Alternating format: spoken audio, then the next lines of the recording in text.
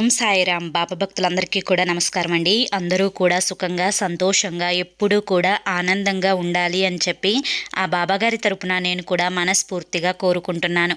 ఈరోజు బాబాగారు అందించే సందేశం ఏంటి అంటే కనుక, తల్లి బాధగా ఉందమ్మా, ఆహ్వానించి వెనక్కి పంపావు కదా తల్లి, రేపు మళ్ళీ నీ గుమ్మంలో ఉంటా, ఏ కోరికైనా కానీ తీర్చేసే వెళ్తానమ్మా అని చెప్పి ఏదో తెలియని సందేశాన్ని ఈరోజు బాబాగారు మనకి అందించాలి అనుకుంటున్నారండి. మరి బాబాగారు ఏ సందేశం అందించినా కూడా అది మన భవిష్యత్తుకు పునాది అని చెప్పి మనందరికీ కూడా తెలిసిన విషయమే కదా. ఎవరైతే బాబాగారి సందేశం వినాలి అనుకుంటున్నారో వారందరూ కూడా బాబాగారి మీద మీకు నిజమైన నమ్మకం ఉంటే ఈ వీడియోకి ఒక చిన్న లైక్ ఇచ్చి వీడియోని వినడం అయితే స్టార్ట్ చేయండి. అంతేకాకుండా కింద కామెంట్ సెక్షన్లో ఓం సాయిరామ్ అని చెప్పి టైప్ చేయడం మాత్రం అస్సలు మర్చిపోవద్దు. ఇక దానికంటే ముందు చాలామంది కూడా గురువుగారి గురించి అడుగుతున్నారండి. అక్క, ఎన్నో రకాల సమస్యలతో సతమతమైపోతున్నామక్క, ఈ కష్టాలు ఈ బాధలు మేము తట్టుకోలేకపోతున్నామక్క, మీకు తెలిసిన గురువుగారి నెంబర్ ఎవరిదన్నా ఉంటే చెప్పండి అక్క అని చెప్పి చాలామంది అడుగుతున్నారండి. ఈ గురువుగారు మనకు తెలిసిన గురువుగారే. శ్రీ షిరిడి సాయిబాబా ఆశీస్సులతో జ్యోతిష్యం చెప్పబడును గురూజీ శివరామరాజు గారు. Phone number 9959422552. మీరు ఇప్పటి వరకు ఎన్నో చోట్ల జ్యోతిష్యం అనేది చెప్పించుకొని మీరు ఆశించిన మార్పులు మీ జీవితాలలో జరగక ఇబ్బంది పడి ఉంటారు. కానీ ఈ గురువుగారి దగ్గర అలా జరగదండి. చాలా సంతోషపడతారు. ఒకసారి కాంటాక్ట్ అవ్వండి. మీ సమస్యలు ఏవైనా కానివ్వండి, ప్రేమ, పెళ్ళి, ఉద్యోగం, రాజకీయం, సంతానం లేక ఇబ్బంది పడుతున్న భార్యాభర్తల మధ్య గొడవలున్నా, అప్పుల సమస్యలున్నా, శత్రువుల సమస్యలున్నా, ఇలా ఎటువంటి సమస్యలున్నా కానీ ఆ సమస్యలకు తగిన పూజలు చేసి గురువుగారు మీకు పరిష్కారాన్ని చూపిస్తారు. గురువుగారు చెప్పింది చెప్పినట్లు 100కి 1000% జరుగుతుందండి. నమ్మకంతో కాంటాక్ట్ అవ్వండి. ఇక బాబాగారి యొక్క సందేశం విషయానికి వస్తే కనుక, తల్లి వద్దని వెనక్కి నెట్టినప్పుడు బాబా ఎవరో, బాబా ఏ అవసరం తీర్చుకురావడానికి, ఏ అవసరం తీరవడానికి వచ్చారో నీకు తెలియదా తల్లి? అవునులే, ఎందుకంటే ఈ బాబా కష్టంలో ఉన్నప్పుడు మాత్రమే గుర్తుకొస్తున్నారు. కానీ నువ్వు సంతోషంగా ఉన్నప్పుడు, ఆనందంలో ఉన్నప్పుడు దానికి కారణమైన ఈ బాబా నీకు ఎప్పటికీ గుర్తుకు రావడం లేదు తల్లి. కానీ నిజమైన భక్తి యొక్క సారాంశం ఏంటి అంటే కనుక, కష్టంలోనైనా సంతోషంలోనైనా భగవంతుని నామస్మరణ అనేది చాలా ముఖ్యం. ఎందుకంటే మనిషిని కష్టం నుంచి బయటపడవేసేది ఆ భగవంతుడే కాబట్టి. తల్లి, ఎన్నోసార్లు నువ్వు నా మీద అలిగావులే అని చెప్పి ఎన్నడూ నీ చెయ్యి నేను వదిలిందే లేదు. కష్టంలో, ఆపదలో, నష్టంలో, అన్నింటిలో కూడా నీ వెన్నంటే ఉండి నేను ఎప్పటికప్పుడు ధైర్యాన్ని ఇస్తూనే వచ్చాను. కాకపోతే ఈ రోజున నువ్వు ఆనందంలో ఉండి ఈ బాబానే మర్చిపోయావు కదా తల్లి. అయితే అవునా బాబా, నేను మిమ్మల్ని మర్చిపోవడం ఏంటి? అసలు నేను మిమ్మల్ని మర్చిపోతానా? నా చావు చివరి క్షణం వరకు కూడా నేను మాత్రం మిమ్మల్ని మరచిపోయేదే లేదు అని చెప్పి పైకి చెప్తూనే ఉన్నావు. కానీ మనసులో నిజమైన సంతోషంలో నువ్వు ఉన్నప్పుడు ఏ క్షణాన ఈ బాబా గుర్తుకు వచ్చాడో చెప్పు తల్లి. అయితే దానికి కూడా నేను నీ మీద ఏ మాత్రం కోప్పడడం లేదు, ఏ మాత్రం కూడా నిన్ను దూషించడం లేదు. కానీ మనసుకి కష్టంగా ఉందమ్మా. ఎందుకంటే ఏ తండ్రైనా కానీ తన బిడ్డ నష్టపోవాలి, తన బిడ్డ కష్టపడిపోవాలి అని చెప్పి ఏ తండ్రి కూడా కోరుకోడు. నిజానికి ఏ తండ్రైనా కోరుకునేది ఏంటి అంటే కనుక, తన బిడ్డ సంతోషంగా ఉండాలి, తన బిడ్డ ఆనందంగా ఉండాలి అని మాత్రమే. అయితే నువ్వు తెలుసుకోవాల్సిన ముఖ్యమైన విషయం ఏంటి అంటే కనుక, నీ యొక్క కోరికను తీర్చడానికి నీ గుమ్మం వరకు నేను వచ్చాను, కాదని వెనక్కి నెట్టావు. అయితే ఇదెప్పుడు జరిగింది బాబా అని చెప్పి నీకు ఒక సందేహం రావచ్చు. కాకపోతే ఆ సందేహం రావడంలో కూడా ఎటువంటి తప్పు లేదు. ఇది నిజంగా జరిగిందమ్మా. ఎందుకంటే తల్లి, ప్రతి మనిషికి కూడా ఈ భూమి మీద పుట్టినప్పుడు కష్టాలు నష్టాలు అన్నీ కూడా వస్తాయి. అన్నింటినీ కూడా ఎదుర్కొని ఒక్కొక్క కష్టాన్ని జయించుకుంటూ విజయం వైపు తొలడుగు వేయడమే మనిషి యొక్క జీవితం యొక్క పూర్తి అర్థం అన్నమాట. అయితే ఇప్పుడు నువ్వు తెలుసుకోవాల్సింది ఏంటి అంటే కనుక, పుట్టంగానే లేచి ఎవ్వరూ కూడా పరిగెత్తరు కదా తల్లి. ఆ పుట్టిన బిడ్డ 3 నెలలు వచ్చిన తర్వాత తన యొక్క కాళ్ళు చేతులను చక్కగా ఆడిస్తూ ఉంటాడు. తరువాత 6 నెలలకి బోర్లా పడడం నేర్చుకుంటాడు. సంవత్సరానికి ఏదన్నా పట్టుకొని నిలబడడం నేర్చుకుంటాడు. ఇక సంవత్సరం తరువాత బుడిబుడి అడుగులు వేయడం కూడా నేర్చుకుంటాడు. ఇక 2 ఏళ్ళు వచ్చేసరికి ఆ బిడ్డని పట్టుకోవడం ఎవ్వరి తరం కాదు. అదేవిధంగా జీవితం కూడా అంతే స్పోర్టివ్గా ఉండాలి. కష్టం వచ్చి నష్టం వచ్చి నువ్వు పడినప్పుడు ఆ కష్టం నష్టం ఎందుకు వచ్చింది, అవి నీకు వెళ్తూ వెళ్తూ ఏం నేర్పించి వెళ్ళాయి, వీటి మీదనే ధ్యాస పెట్టి ఆ కష్టాలతో పోరాడడం నేర్చుకోవాలి. ఇప్పటికే మనసు చాలా అలసిపోయింది కదా అమ్మా. ఎన్నో బాధలను తట్టుకొని వచ్చావు. అన్ని బాధల నుంచి ఈ రోజున నువ్వు ఏదైనా కానీ తట్టుకోవడానికి దృఢమైన మనసుని కలిగి ఉన్నావు. ఈ యొక్క దృఢమైన మనస్సు అనేది ఊరికినే రాలేదు. ఎందుకంటే నిప్పుని ఇనప ముక్కని సైతం నిప్పు మీద కాల్చి దాన్ని బాగా కొట్టినప్పుడు మాత్రమే పొదునైన ఆయుధం అనేది తయారవుతుంది. ఒక రాయి అందమైన శిల్పంగా మారడానికి ఎన్నో నొక్కులు ఎన్నో సుత్తి దెబ్బలు కొట్టించుకునే అందమైన శిల్పంగా మారుతుంది.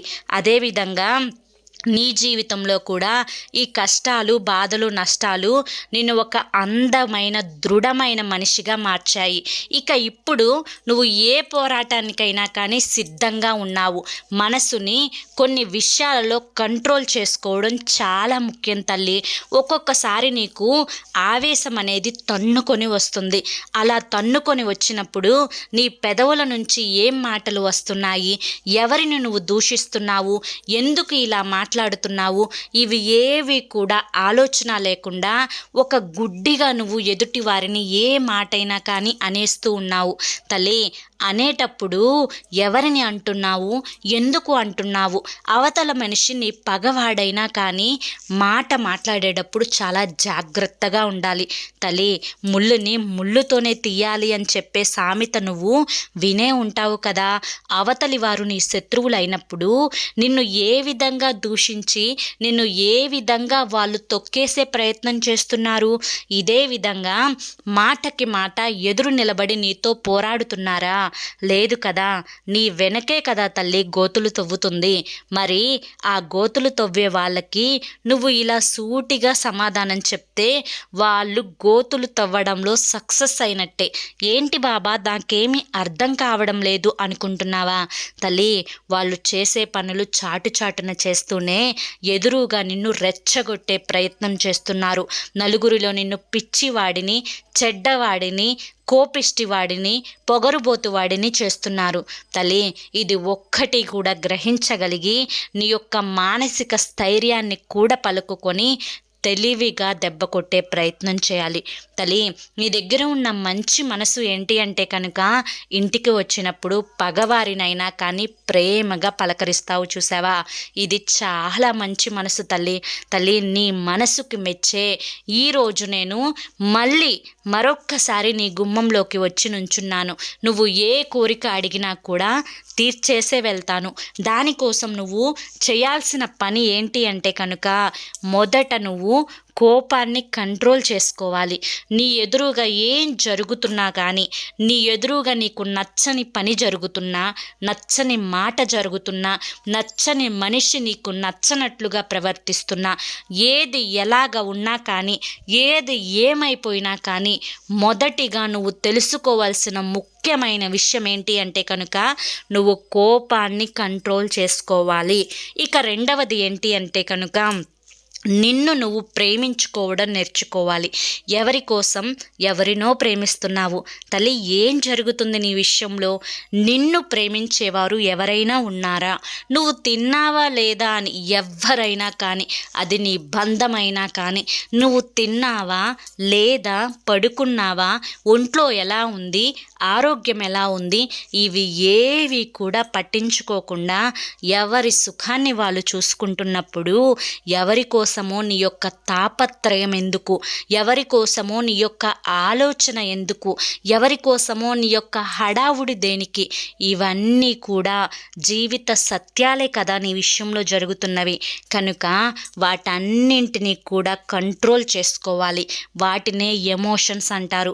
ఆ ఎమోషన్స్ని అవసరమైనప్పుడు అవసరమైన పరిస్థితులలో ఆ సందర్భాన్ని బట్టి నువ్వు ఒక్క 10 నిమిషాలు కంట్రోల్ చేసుకోగలిగావు అంటే కనుక ఏది ఎలా జరుగుతుందో అలాగే జరుగుతుంది. ఇప్పటికీ నువ్వు ఒక విషయం గురించి ఎక్కువగా ఆలోచిస్తున్నావు. అయ్యో, నా మీద చెడ్డగా మాట్లాడుకుంటున్నారు బాబా, నేను చాలా మంచిదాన్ని, అది నాకు తెలుసు, మీకు తెలుసు, నాకు తెలిసి నేను ఎవ్వరికీ ఏ అన్యాయం చేయలేదు, కానీ నా వెనుక గోతులు తవ్వే వాళ్ళే నన్ను చెడ్డగా క్రియేట్ చేస్తున్నారు బాబా అని చెప్పి ఎన్నోసార్లు మనసులో అనుకుంటున్నావు. మరి తెలిసింది కదా తల్లి, అది కూడా తొందరలోనే బయటపడుతుంది. తవ్వుకున్న గోతుల్లో వారే పడే రోజులు ముందున్నాయి. దేని గురించి అదే చెప్తున్నా, దేని గురించి, ముఖ్యంగా గోతులు తవ్వే వాళ్ళ గురించి.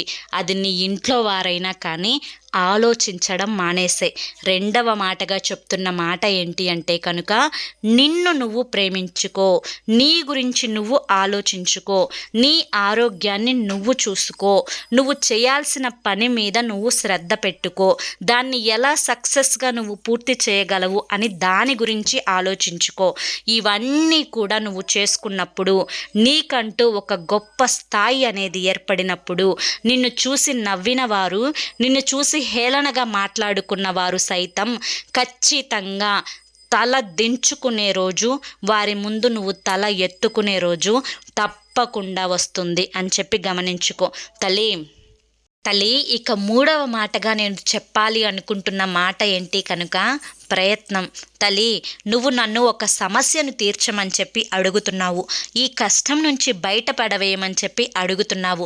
ఏ కష్టం నుంచి నువ్వు బయటపడాలి అన్నా కానీ, లేదా ఏ సమస్య నుంచి నువ్వు బయటపడాలి అన్నా కానీ, లేదా నువ్వు ఏదన్నా కోరుకున్నది నువ్వు దక్కించుకోవాలి అన్నా కానీ దాని వెనుక ఖచ్చితంగా నీ కష్టం అనేది ఉండాలి అని గుర్తుంచుకో తల్లి. ఎంత కష్టపడినా కానీ ఆవగింజంత అదృష్టం ఉంటేనే అది నువ్వు దక్కించుకోగలవు అని కూడా నీకు తెలుసు కదా.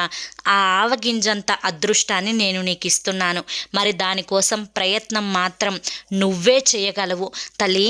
ఒక బిడ్డ బాయిలో పడినప్పుడు ఆ బిడ్డ తను ఈదే ప్రయత్నం చేయాల్సిందే కదా తల్లి. లేకపోతే ఆ ఈత రాని పక్షంలో ఆ బిడ్డ మునిగిపోయి మరణించే అవకాశం ఉంది. కనుక వచ్చినా రాకపోయినా కానీ తన చేతులతోటి తన కాళ్ళతోటి ఈత వేసే ప్రయత్నం చేసి ఆ ప్రయత్నంలో విజయాన్ని సాధిస్తే ఖచ్చితంగా ఆ బిడ్డ తన ప్రాణాలను తాను కాపాడుకున్నదే అవుతుంది. అలాగే ఎవరైనా కానీ ఏదన్నా ఒక విషయంలో ఒక దాని మీద ఆశపడినప్పుడు దాన్ని దక్కించుకోవడం కోసం మానవ ప్రయత్నం అనేది ఖచ్చితంగా ఉండాలి. మరి నువ్వు నీ విషయంలో ఏ ప్రయత్నం చేస్తున్నావు, అది ఎంతవరకు చేస్తున్నావు? 10% చేస్తున్నావా, 50% చేస్తున్నావా, లేదా 70% చేస్తున్నావా, 100కి 100% చేస్తున్నావా? నీ ప్రయత్నం ఎంతవరకు సక్సెస్ అవ్వాలో నువ్వు చేసే దాని యొక్క కృషి మీద ఆధారపడి ఉంటుంది. అది ఖచ్చితంగా నీ నుంచే మొదలవ్వాలి అని చెప్పి నువ్వు తప్పకుండా గుర్తుంచుకోవాలమ్మా. ఇక నీ గుమ్మంలో నేను నిలిచి ఉండాలి అన్నా కానీ, నీ కోరిక ఏదైనా కానీ అది తీర్చుకోవాలి అన్నా కానీ తప్పకుండా నువ్వు చేయాల్సిన ప్రయత్నం ఏంటి అంటే కనుక మొదట నువ్వు సంతోషంగా ఉండడం నేర్చుకో. నిన్ను నువ్వు గౌరవించుకుంటూ, నీ ఆరోగ్యాన్ని నువ్వు చూసుకుంటూ, నీ యొక్క శ్రద్ధ అనేది పూర్తిగా ఇకపై నీ మీదే ఉండాలి అని గుర్తుంచుకో. ఎవరో బాగుపడాలి అని చెప్పి నువ్వు చేసే ప్రయత్నంలో కనీసం 10% అయినా కానీ నీ మీద చూపించుకునే ప్రయత్నం చేసుకో.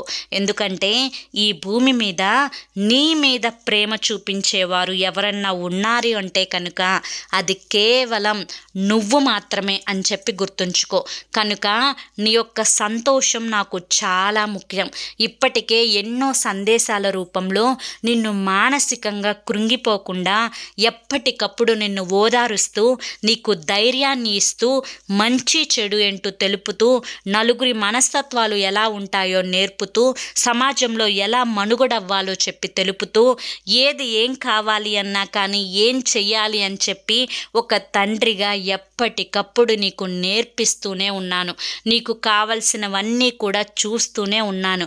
కనుక నువ్వు ఇన్ని చేసినా నేను నన్ను ఇంకా బాధ పెట్టడం ఎంతవరకు న్యాయమో ఆలోచించుకో. కనుక బాబా నా బాధ తీర్చు, నా కష్టం తీర్చు అని చెప్పి నువ్వు ఇప్పటి వరకు నన్ను అడిగావు కదా తల్లి. నేను నిన్ను ఒక్కసారి కోరుకుంటున్నాను తల్లి, నా బాధ తీర్చమ్మా, నా కష్టాన్ని తీర్చమ్మా. ఇది నువ్వు కనుక నా విషయంలో చెయ్యగలిగితే తప్పకుండా నువ్వు కోరిన కోరిక నేను నీ విషయంలో చేస్తాను అని చెప్పి నువ్వు ఖచ్చితంగా తెలుసుకుంటావు. ఎందుకంటే నా బాధ తీర్చడం, నా కష్టం తీర్చడం, నా కోరిక తీర్చడం కేవలం నీ చేతుల్లో మాత్రమే ఉంది. మరి నీ బాధ తీర్చడం, నీ కష్టం తీర్చడం, నీ కోరిక తీర్చడం కేవలం నా చేతుల్లోనే ఉంది. ఇక నాకు రావాల్సింది నాకు వస్తేనే నీకు కావాల్సింది నీకు దక్కుతుంది అని చెప్పి గుర్తుంచుకో. ఏంటి బాబా ఇంత పెద్ద శిక్ష నాకు విధిస్తున్నారా? ఇంత పెద్ద సమస్య నుంచి నేను ఎలా గట్టెక్కగలను అంటే నేను దానికి మాత్రం అస్సలు ఒప్పుకోనమ్మా. ఎందుకంటే బరువెక్కిన గుండెతో చాలా బాధతో మాట్లాడుతున్న మాటలివి. ఎన్ని ప్రయత్నాలు చేసినా నీలో కొంచెం కూడా మార్పు రాకపోతే ఒక తండ్రిగా నేను ఎలా సంతోషంగా ఉండగలుగుతాను? ప్రతి క్షణం కూడా ఇది కావాలి అది కావాలి అని చెప్పి స్వార్థంగా మాట్లాడుతున్నావే కానీ నీ బాబా చెప్పిన మాట ఒక్కటైనా కానీ వింటున్నావా చెప్పు? మరి తన బిడ్డ తప్పు చేస్తున్నప్పుడు తండ్రిగా నాకు నిన్ను దండించే హక్కు ఉంది కదా, అలా అని చెప్పి దండిస్తాను అని భయపడకు. కేవలం నేను ఆశిస్తున్నది నీ యొక్క సంతోషం మాత్రమే అని చెప్పి గుర్తుంచుకో. కనుక నీవు సంతోషంగా ఉంటే నేను సంతోషంగా ఉంటా. నేను సంతోషంగా ఉన్నప్పుడు మాత్రమే నీ కోరిక తీరుతుంది. దానికోసం నువ్వు చేయాల్సింది నేను చెప్పిన ప్రతి అడుగు కూడా నీ జీవితంలో ఎక్కడి నుంచి మొదలు పెట్టాలి, ఎక్కడ ముళ్ళు వచ్చినప్పుడు పక్కకి తప్పుకోవాలి, ఎక్కడ దారి తెలియనప్పుడు ఏ ఆలోచన చేయాలి, ఇవన్నీ కూడా ఇప్పటికే నేను చాలా వరకు కూడా నీకు నేర్పించాను. ఆ బాటలో నువ్వు పయనిస్తే చాలు తల్లి. నీది ఎంత పెద్ద కోరికైనా కానీ ఖచ్చితంగా నేను మాటిస్తున్నాను, అది తీర్చే వెళ్తానమ్మా అని చెప్పి ఈరోజు బాబాగారు మనకి చాలా చక్కటి సందేశాన్ని అందించారండి. ఈ సందేశంలో ఎంతో గొప్ప ఆంతర్యం ఉంది కదా. అసలు నిజానికి మాట్లాడుకుంటే మనం తప్పు చేస్తున్నాము అని చెప్పి అనిపిస్తుంది కదా. మీకు కూడా అలాగే అనిపిస్తుందా? నాకు కూడా అలాగే అనిపిస్తుంది. ఎందుకంటే ప్రతిసారి కూడా స్వార్థంగా మనం బాబా నాకు ఇది కావాలి, నాకు అది కావాలి, నాకు ఈ కష్టం తీర్చు, నాకు ఈ కోరిక తీర్చు అని చెప్పి అడుగుతున్నాం. కానీ బాబా మనకు ఎన్ని సందేశాల రూపంలో ఎప్పటికప్పుడు మన సమస్యలు తీర్చే మార్గాలను చూపిస్తున్నారు, ఎప్పటికప్పుడు మన కోరికలను తీర్చే దారులు మనకి చూపిస్తున్నారు, ఎప్పటికప్పుడు మన సమస్యలను ఎలా పరిష్కరించుకోవాలో చెప్తున్నారు. కానీ మనం ఒక్కటి కూడా పాటించకుండా మనం ఎప్పుడు ఏ స్థితిలో అయితే ఉంటున్నామో అదే స్థితిలో ఉండి బాబాగారిని మనం బాధ పెడుతూ ఉన్నాము. ఇకపై బాబాగారి సంతోషమే మనకు ముఖ్యం. ఎందుకంటే బాబాగారు సంతోషంగా ఉన్నప్పుడే కదా మనం కూడా సంతోషంగా ఉండేది. అదే ఈ సందేశంలో ఉండే ఆంతర్యం. అప్పుడే బాబాగారు మన గుమ్మంలో ఉండి మనది ఎంత పెద్ద కోరికైనా కానీ దాన్ని తీర్చే వెళ్తాను అని చెప్పి మాట ఇస్తున్నారు అంటే మనం పూర్తిగా నమ్మాలి. ఇంకా ఎక్కడో సందేహంలో ఉంటున్నాం. ఆ సందేహాన్ని కూడా పోగొట్టుకొని పూర్తిగా బరువు బాధ్యత భారం బాబాగారి మీదే వదిలేసి మనం సంతోషంగా ఉందాము. మనకు కావాల్సింది కూడా ఆ సంతోషమే కదా. మరి ఈరోజు ఈ సందేశం మీ అందరికీ నచ్చింది అనిపిస్తే చిన్న లైక్ ఇవ్వడం మాత్రం మర్చిపోవద్దు. మర్చిపోవద్దు. మొదటిసారి సాయి పిలుపు ఛానల్లోకి వచ్చినట్లయితే కింద రెడ్ కలర్లో కానీ బ్లాక్ కలర్లో కానీ సబ్స్క్రైబ్ అనే బటన్ ఉంటుంది. దాన్ని ప్రెస్ చేసి పక్కనే ఆల్ సింబల్ ఉన్న బెల్ని యాక్టివ్ చేసుకుంటే ప్రతిరోజు బాబాగారి సందేశాలు అనేవి మీకు నోటిఫికేషన్ రూపంలో వస్తాయి. కింద కామెంట్ సెక్షన్లో అందరూ కూడా ఓం సాయిరామ్ అని చెప్పి టైప్ చేయండి. టైప్ చేయడం రాకపోతే ఏదన్నా ఒక లవ్ సింబల్ కానీ, ఒక లైక్ సింబల్ కానీ, ఒక స్మైల్ సింబల్ కానీ కామెంట్ సెక్షన్లో పెట్టేసి వెళ్ళండి. మరి రేపు మరొక మంచి సందేశంతో తప్పకుండా కలుసుకుందాం. అంతవరకు కూడా బాబా ఆశీస్సులు అనేవి మీపై ఉండాలి అని చెప్పి మనస్ఫూర్తిగా కోరుకుంటూ సర్వేజన సుఖినో భవంతు. ఓం సాయిరామ్.